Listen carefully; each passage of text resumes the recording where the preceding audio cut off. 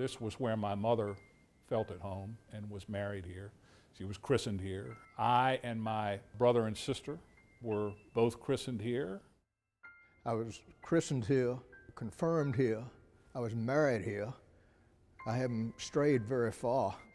I have been a member all my life, and we have 3 children who are members here. We have 9 grandchildren, and they too are all members of St. James.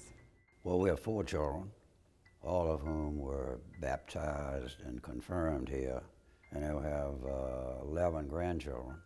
Our mother would have been wreathed in smiles this morning watching her great-granddaughter carry the cross.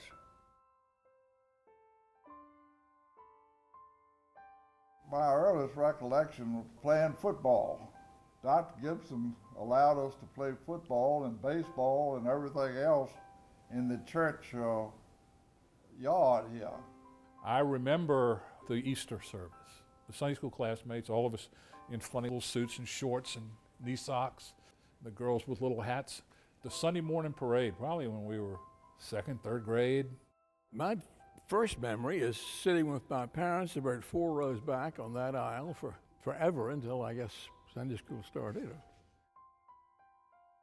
We kind of liked for the teacher to throw us at a class, because then we could go down to Stewart Circle Pharmacy, which is where Cuba is now. We used to call the Stewart Circle Pharmacy the hub. Yes. And it was a meeting place for people of all ages, really young people and teenagers and everybody else. We probably spent more time there than we did in the classroom with our teachers. The neighborhood in this area had just developed, and it was a neighborhood church, and they rang the chimes at 10 minutes to 11. That was to give everybody a chance to walk to church, because most everybody walked to church. When Henry and my grandfather went to London on a business trip, he ended up falling in love with the chimes and decided to donate enough for St. James to have. Some of my earliest memories of St. James are at Christmas time, when it was to be the Christmas pageant. And my friend Mariah Carter Satterfield and I pulled our friend Closey Faulkner on a sled down to the church. And as we walked, we said, "Make way for the Virgin." She and I were angels, and we always hoped that we'd be chosen to be the Virgin Mary, but we never made it. I remember coming to the Christmas pageant and Dr. Gibson giving everybody a little box of hard candy afterwards. Always been pageants. Always wanted to be a wise man. Never made the cut. One thing I want to, you're talking about the Young People's Service League. A lot of romances started in the Young People's Service League, but people from other churches all came here because it was the place where the action was. We came, we danced, we played ping pong, and we just hung out with Dr. Gibson. He was fun to be with.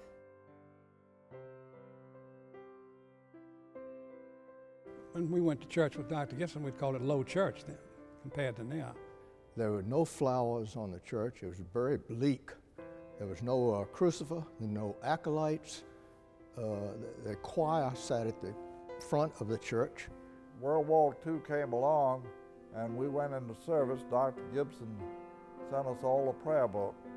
It was inscribed with his name and so forth, and I carried it faithfully all through the war and still have it in my possession.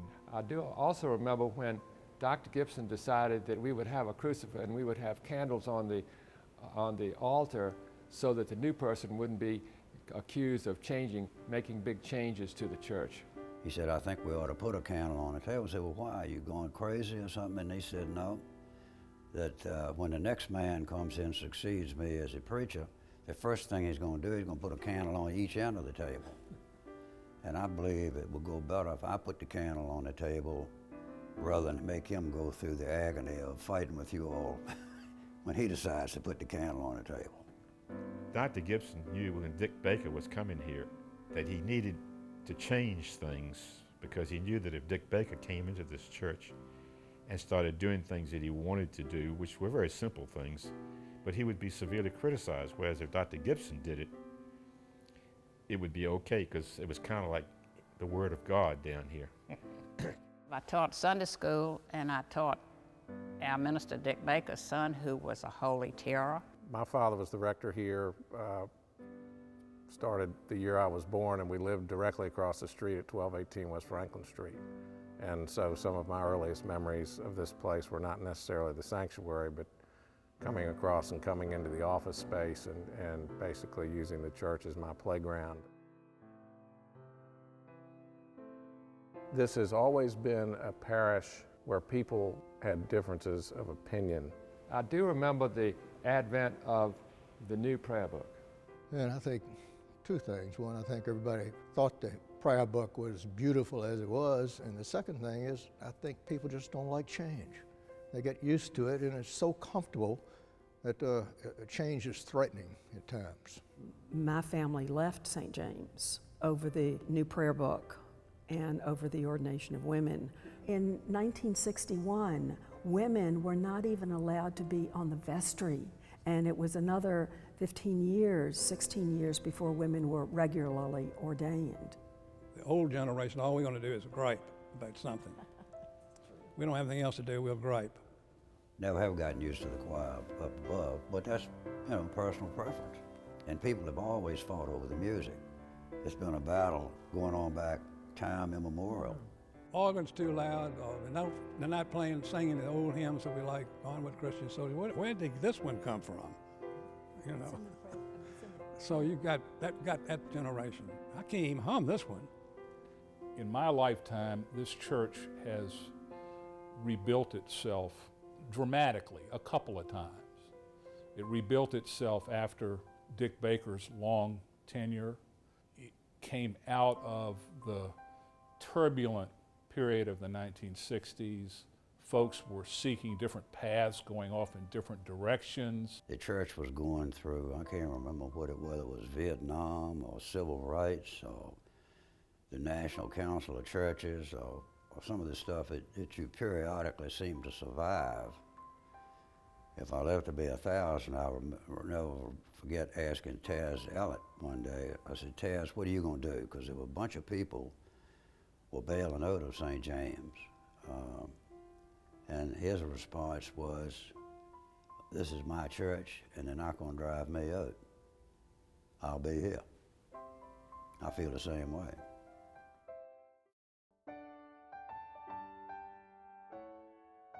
Both Knox and I grew up in Richmond and grew up as members of different communities of faith.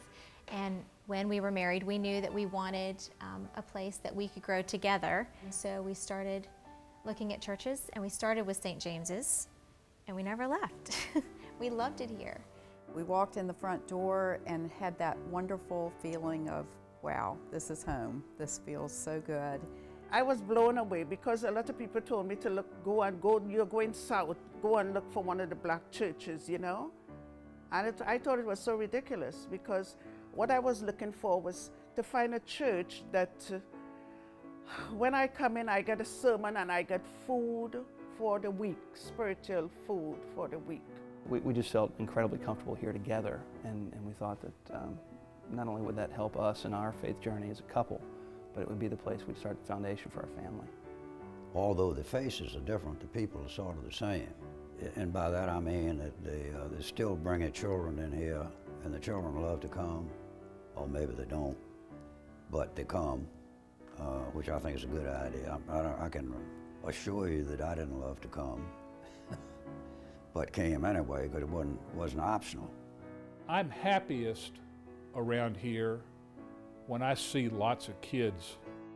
You never want to be the parents with the loud screaming kids, and unfortunately our kids are loud because they take after me, but it's nice to know that it's not offensive to anybody. I think that's what I love about the church is that kids are screaming and squealing and everyone's fine with it and loves it, and it's very warm. They certainly don't behave any worse than the rest of us did. Probably better. Having our kids baptized here is obviously a great memory. Both kind of looked at each other and knew that something was not right, and so we ended up carrying our daughter down the aisle in front of everyone, holding her out.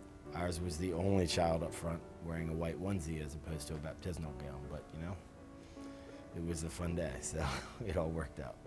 We call it the baptismal blowout. You forgot that part. I did forget that, sorry. One of the biggest changes that has occurred since I've been going to St. James's, which is all my life, is the growth of the music ministry. I had a daughter who was in the New Wine Singers group. They were invited to sing in the White House in Washington. We sang for Richard Nixon. I was a teenager, and it was a fantastic experience for us. And when the president walked into the room, I don't care which president it was and how much trouble he may have been in at that time, it was impressive, and it was a big deal for us. When I was growing up, as far as I remember, there was only one choir. And now there must be 6 or 8 choirs for all ages and all abilities. It is an incredible place to be in that department itself, and all the volunteers that have essentially pulled me in to what I enjoy doing the most, which is playing the guitar and singing. That to me has been a huge positive and a huge asset in my faith journey here, and the way that I can express myself through music to glorify God.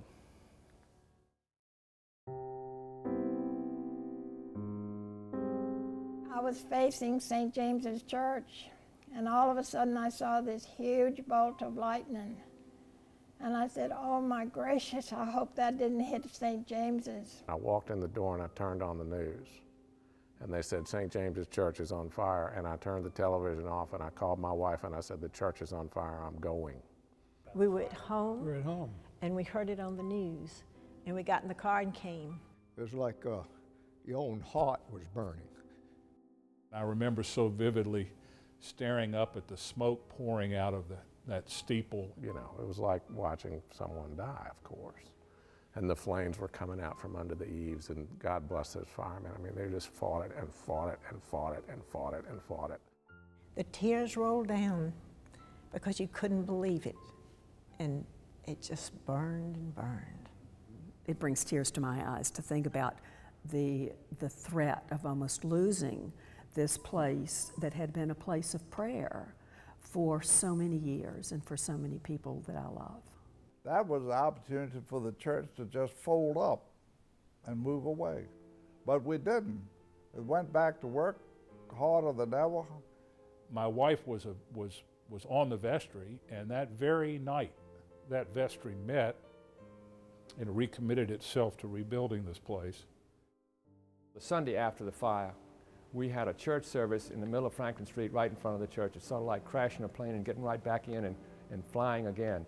Bob Tracy was the new rector of the church. He had come in March, and he had been an administrator, and I knew everybody in the church. So together it really worked well together, because I could find the people for him and he could put them to work, and it was a wonderful experience, really. It was a wonderful thing that was done by the synagogue to take us in for a couple of years. Bethel Harbor had so many similarities to St. James's. You could see architectural aspects in the sanctuary there that were very similar and really made you feel at home. We were so fortunate that this church has had such a long relationship with Bethel Harbor. It was very exciting, and the two congregations have always been very, very friendly, and always supported each other, as we are continuing to do. If I could just say one thing about the fire, it was really an incredibly uplifting experience. It got everybody enthused to make the church come back, and I've got this wonderful painting by Parks Duffy III about the ceremony we had on the day we came back. It took about 3 years to rebuild the church.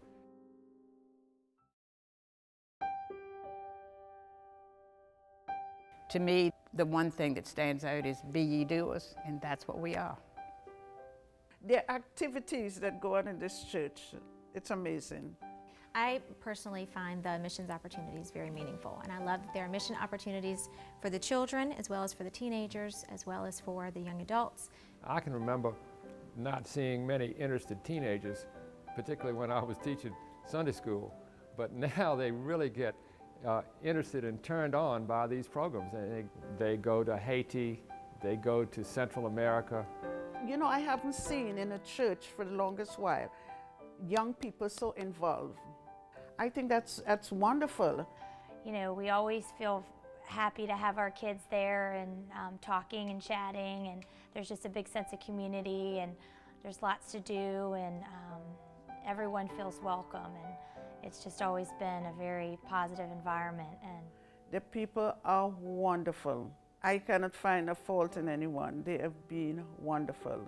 I have so many dear, wonderful friends here. It's my family. And I think when you meet people and build such wonderful, treasured, deep friendships with people, it's something you cherish.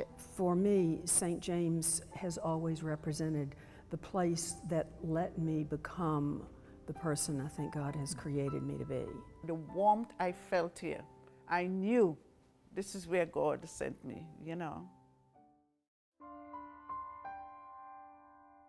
100 years from now, I would like to know that what is happening now continues from generation to generation. One of my hopes is that it remains a strong family church, that it, in my opinion, has always been and is certainly now.